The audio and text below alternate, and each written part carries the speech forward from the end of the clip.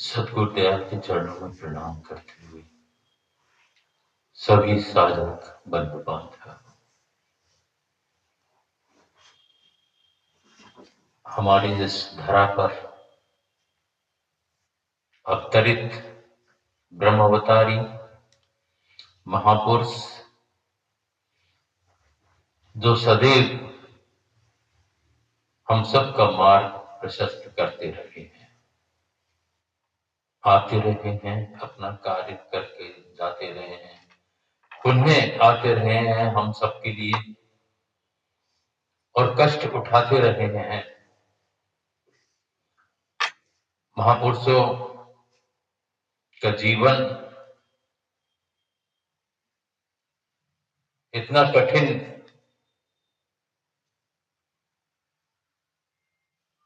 इतने कठिनता से गुजरा है। हर तरह की परेशानियां सही हैं, अपने खुद के लिए नहीं, हम सबके लिए हर कष्ट उठाया है ताकि साधक निर्विघ्न होकर के साधना कर सके और सच्चे मार्ग पर लग सके। पूरी तरह साधकों का ख्याल रखते हुए अपनी परवाह ना करके उनको आगे बढ़ाया है। ऐसा जीवन वृतांत हर महापुरुष कर रहा है। वो अपने लिए नहीं जीते रहे हैं, अपने लिए तो पशु पक्षी इत्यादि जीते हैं। मनुष्य होकर भी वहां तक जीते हैं तो उनसे बढ़ के हम अभी नहीं बने हैं। वो मानवता, वो मानवीय गुण, वो हमको प्राप्त होने के बाद भी हमारी वृत्ति अगर वहीं तक सीमित है तो हम उसी गणना में आ जाते हैं। एक मनुष्य देह ही ऐसी है जो सबको मार्ग बता सकता है, सबका दुख दर्द समझ सकता है और सहयोगी बन सकता है। जिस देह के लिए देवता भी सदैव तरसते रहे हैं, वो देह, वो नर शरीर पूर्व के किन्हीं पुण्यों के कारण हम सबको प्राप्त हुआ और फिर उसके साथ मिल जाए सद्गुरु शरण, इससे बड़ा सौभाग्य कुछ नहीं हो सकता। पर हमारी वृत्ति, मन की स्थिति, बुद्धि का कौशल उन सब चीजों में आड़े आता है और हम वहीं के वहीं गोते खाते रहते हैं। फिर भी चूंकि उन्होंने वादा किया है, पकड़ा है तो पकड़ा है, सर्वसमर्थ है। सर्वसमर्थ जब पकड़ते हैं हर स्थिति में सदैव साथ देते हैं। बस ये है कि हमारे कर्मों की वजह से फेर पड़ जाता है और फिर भी जन्मों का भी पड़ जाता है। सद्गुरु दयाल महापुरुष सदैव हमें चेताते रहते हैं, पर हम कितना उनका अनुकरण करते हैं, कितना उनकी बात को महत्व देते हैं, कितना उस मार्ग पर चलने का प्रयास करते हैं। वो तो कहते हैं कि हम एक कदम चलें तो वो तो खुद अपने नजदीक आ जाते हैं, पर चले तो सही सच्चाई के साथ, मनोबुद्धि को एक तरफ रख करके उनमें लगा करके उनका चिंतन करके चले तो सही। छोटी छोटी बातों पे हमारे अंदर कई तरह के विचार उत्पन्न होने लगते हैं, प्रश्न उठने लगते हैं और बड़ी चीज को भूल जाते हैं। उस समय हम कि जो बड़ा लाभ जो हमको मिलना चाहिए उससे तो कहीं हम वंचित नहीं हो रहे हैं। मन का तो स्वभाव है अस्थिर करना, और मन ही उधर लग जाए, अगर स्थिर हो जाए तो हमारा काम बन जाता है। जिसका मन निरंतर सुमरण में लगा रहे तो कई बाहरी तौर के थपेड़े हमको असर नहीं करते, क्योंकि हमारा चिंतन उधर है, हमारा मन उधर है। उस मालिक के प्रति, सतगुरु के प्रति हमें फुर्सत ही कहाँ है छोटी छोटी बातों की तरफ ध्यान दे रहे हैं। सबके अंदर वो परमात्मा, वो ईश्वर, वो सतगुरु विराजित हुए हैं। ये बोध ही अगर हो जाए और यही समझ लें तो निश्चित तौर पर हमारी डर करने वाली जो बात है वो सार्थक हो जाए, तो हम डर करके निश्चित है वो करनी करें जो हमारे सतगुरु चाहते हैं, मालिक चाहते हैं। पर डर नहीं होता, उनकी बातों को हम नहीं समझ पाते, महत्व नहीं दे पाते, क्योंकि हमारे अपने आवरण उसमें रुकावट पैदा करते हैं। और वही कारण होता है कि हम जो लाभ हमें मिलना चाहिए उससे हम वंचित रह जाते हैं। आध्यात्मिक लाभ हम चाहते हैं, सद्गुरु कृपा हम चाहते हैं, तो वैसे विचार, वैसा रहन सहन, वैसी पुकार भी होना चाहिए, तभी तो उसका अनुभव होगा। अच्छाई बुराई सब में मौजूद रहती है। ऐसा कोई जो संसार में आता है और जिसको बुराई देखना है उसको अच्छाई में भी बुराई ही बुराई नजर आएगी, और जिसको अच्छाई देखना है उसको बुराई में भी अच्छाई नजर आएगी। किसी का स्वभाव बुराई देखने का हो जाता है, किसी का अच्छाई देखने का हो जाता है। हित उसी का हो पाता है जो अच्छाई देखता है। कभी बुराई का सोच भी नहीं होता उसके मन में। एक कटु सत्य है। महाभारत का जैसे एक उदाहरण जो है,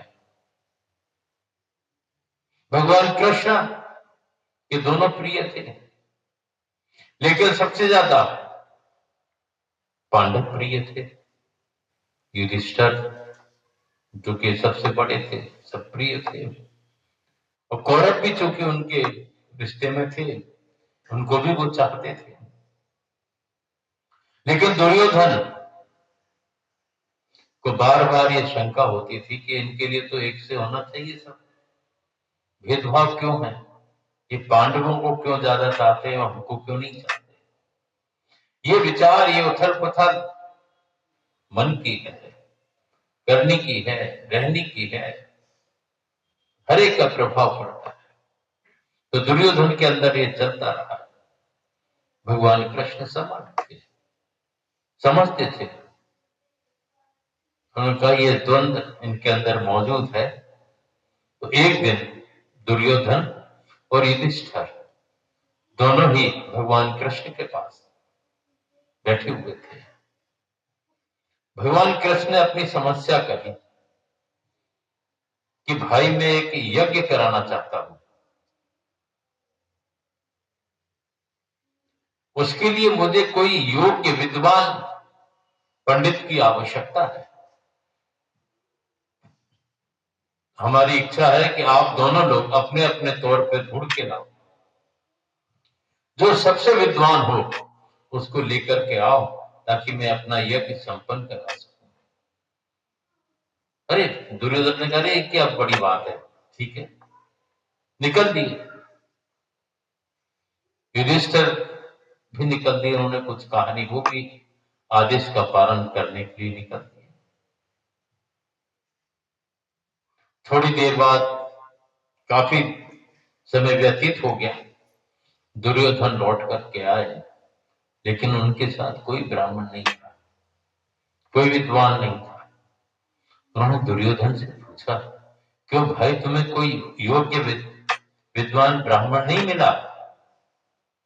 कि भगवान से कहा, मैं जिसको भी देखता था, जिससे भी मिलता था, कोई योग्य नजर ही नहीं आता था। सबके अंदर कुछ ना कुछ बुराई भरी हुई है। जब बुराई भरी हुई तो मैं कैसे जाता? आपने कहा था जो सबसे योग्य है उसको लेके आना है। तो दुर्योधन से कहा, अच्छा ठीक है, युधिष्ठिर को और आने दो, इंतजार कर रहे हैं।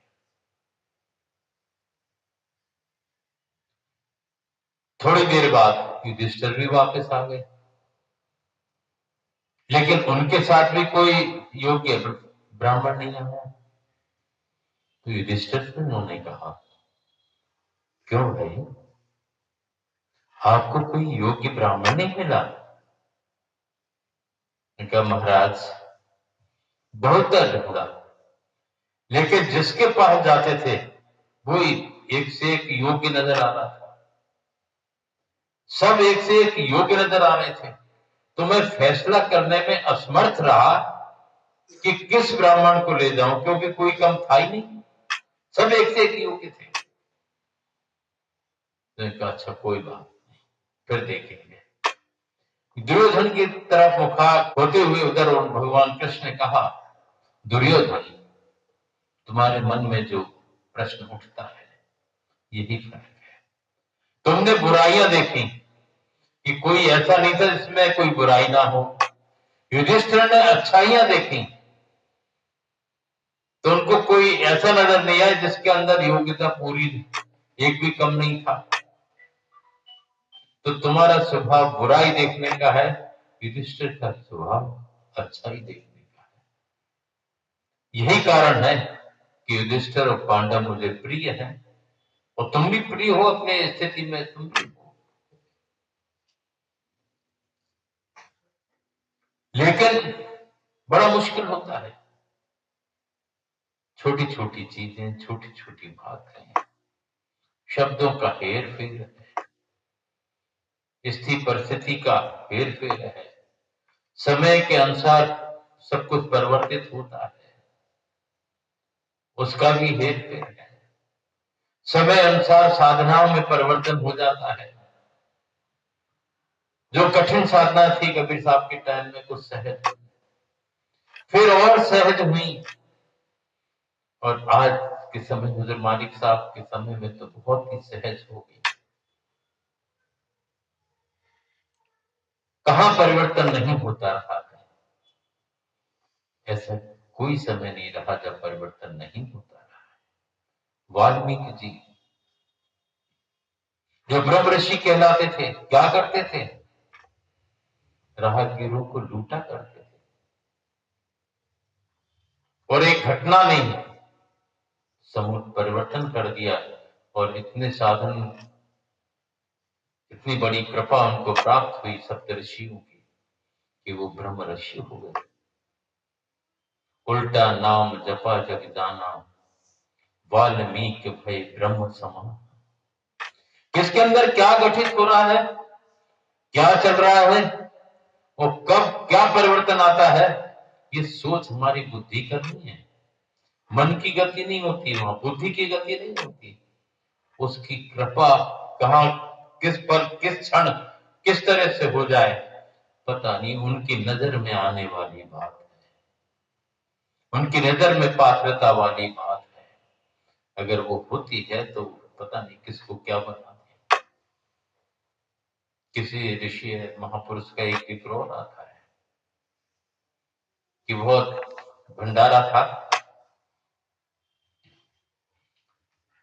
शायद दादूदार जी महाराज का है, तो उसमें कई विद्वान पंडित लोग आए थे, कुछ गरीब और बिल्कुल भीख मांगने वाले ऐसे लोग भी थे, लेकिन उन्होंने सबको एक साथ बिठाला था। तो जो विद्वान लोग थे, योग्य पंडित थे, उनको ऐतराज हो गया कि इन लोगों को, जिन मांगने वाले, उनको हमारे बीच में क्यों बैठा, भिखारी हैं। तो उन्होंने शाप दिया, और शायद दादू महाराज के ये थे, गजब, जब तू गजब किया, सिर पर वार हुआ,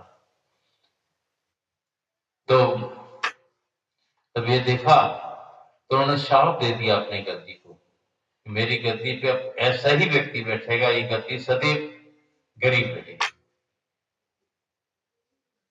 जब भेद है, मतभेद है, इस रास्ते में वो चीजें हैं, तो निश्चित तौर पर हम कैसे लाभान्वित होंगे। यहाँ बड़ा छोटा, हमारे सत्संगियों में भी कुछ ऐसे लोग हैं, कह रहे वो तो बड़े आदमी आते हैं वहां पे, तो वो बड़े लोगों को ध्यान रखते हैं, हमारा कौन रखेगा। अरे तुम्हारे अंदर इतना अहंकार हो रहा है, बड़े छोटे का भेद ही बना हुआ है, तो तुम्हारा ध्यान क्यों रखेंगे। पहले भेद तो खत्म करो। भक्त एक होता है, भक्त बड़ा भी होता है, छोटा भी होता है, राजा जनक भी थी, वहां भेद नहीं हुआ करता। ये हमारे मन की विडंबना है। गरीब, छोटा, अमीर, नेता, वहां कुछ ऐसा नहीं होता। लेकिन जिसकी व्यवस्था जैसी होती है, जैसा स्वभाव होता है, वैसी उसकी व्यवस्था की जाती है। हुजूर मालिक साहब अग्रवाल साहब को पता है, उनको मालूम है कौन कैसा रहता था, तो उस तरह से खाने पीने की कभी कभी व्यवस्था रहती थी। तो उसका मतलब ये नहीं होता कि उनके अंदर भेद भरा है, लेकिन हम भेद बुद्धि हमारे अंदर भरी हुई है। क्या अमीर, क्या गरीब, क्या झोपड़ी, क्या महल, वहां सब एक साथ है। पर अपनी बुद्धि को ठीक करें, अपने मन को ठीक करें, सच्चे भक्त, सच्चे साधक बने, तब लाभ मिलेगा। वहां तो एक समान सब चीज होती है, वहां अंतर नहीं होता है। हमारा आंखों का भ्रम है, हमारे कानों का भ्रम है, और उस भ्रम के कारण हम वास्तविक तौर पे आध्यात्मिक लाभ नहीं उठा पाते। तो उस भ्रम को निकालना होगा। अभी भी वहां सुनने में आ जाता है कई बार कि महाराज जी के पास तो बड़े बड़े लोग आते हैं, तो बस उनको अंदर ले जाते हैं। अग्रवाल साहब, लोगों के विचार मतलब बड़े उच्च कोटि के हैं। अब ये पता नहीं है, चाहे वो अंदर है या बाहर है, तुम सबके अंदर जो शक्ति कार्य कर रही है वो तो कर ही रही है। अब ये तो व्यवस्था के अंतर्गत ये सारी व्यवस्थाएं भी देखना होती है। संसार में आए हैं, लोक मर्यादा के अंतर्गत कई चीजें उसमें देखना होती है। उसका मतलब ये नहीं होता है कुछ भी क्या लगा लें अपन लोग, उनके लिए सब बराबर है, कोई भेद नहीं होता। ना कोई लगाव अटैचमेंट ऐसा होता है कि महल से है, एक झोपड़ी से नहीं है, ये कोई नहीं समझ सकता, क्योंकि हमारे अंदर भेद है, हमारे अंदर वो चीज दिखती है, क्योंकि हमारे अंदर वो संस्कार प्रारब्ध नहीं है, तो उसमें क्या किया जाए। पर वर्तमान में समझाया जाए तो चलना चाहिए उस तरह से, तो अपने आप को ढूंढना चाहिए। उनकी नजर में तो सब पे कृपा एक सी करते हैं, पर कृपा ठहरे ऐसी पात्रता अपने अंदर तो बना लें, उसकी आवश्यकता है। उसके लिए जैसे कहा है, कई बार कहा है, दिल का हुजरा साफ कर, अपने दिल की सफाई करें। दिल का हुजरा साफ कर, जाना के आने के लिए, ख्याल गैरों का उठा उसको बिठाने के लिए, वो तो कोई नहीं करता। तमाम कचरा भरा हुआ दुनिया और ईर्ष्या, द्वेष, क्रोध जमघट लगा है, उसको तो खत्म करने की उस तरफ से तब ध्यान हटाने की कोशिश ही नहीं होती। दिल का हुजरा साफ कर, जाना के आने के लिए, ख्याल गैरों का उठा उसको बिठाने के लिए। एक दिल लाखों तमन्ना, उस पे और ज्यादा हवस, फिर कहां है ठिकाना उसको बिठाने के लिए। पहले अपने आप को देखें, बुरा जो देखन में चला, बुरा न मिलिया कोई, जो दिल खोजा आपना, मुझसा बुरा नहीं कोई। तो अपने आप को समझें, देखें और सच्चे साधक बनकर के चलें। आज का पर्व बड़ा महत्वपूर्ण कहा जाता है, साधना के लिए भी, दान पुण्य के लिए भी, उसकी कृपा का विशेष अवसर शायद रहता है, ऐसा बताया जाता है शास्त्रोक्त के लिए। तो निश्चित तौर पर इस पावन पर्व पर सभी लोगों पे उसकी कृपा बनी रहे और सब कृपा पात्र बने रहें, उसका महत्व है, इसकी कोशिश करें। हो